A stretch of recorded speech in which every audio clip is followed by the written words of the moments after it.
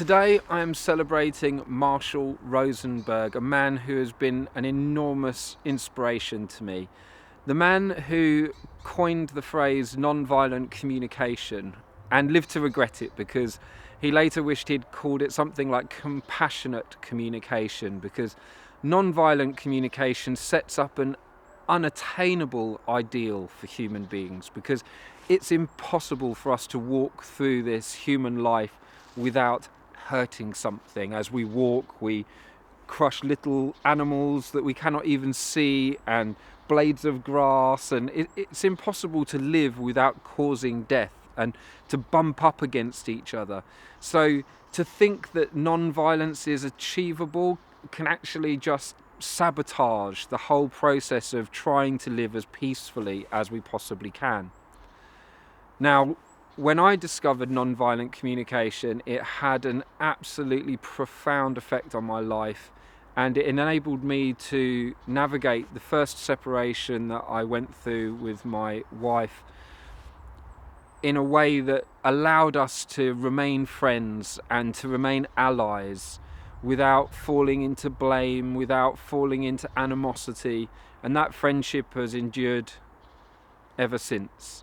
And I really am so grateful for having learnt this tool and this technique, although it's a tool and a technique that, like all of our muscles, if we don't use and flex them, it can quickly fall away and waste away. It's something that does require practice in order to become perfect.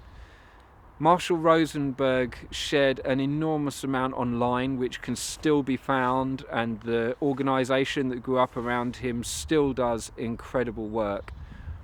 I really highly advocate anybody to undertake the process of learning some non-violent communication. The world would be a much more beautiful place were we more adept at being able to speak in a way that respected each other's differences and remained curious about why we have the emotional responses to things that we do.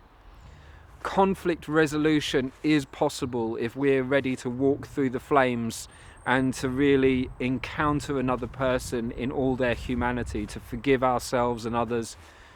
The world could be a vastly different place if we could just learn this technique. We don't realise how profoundly we've been affected by slave language and the dominion of people who wanted to undermine our sense of personal autonomy.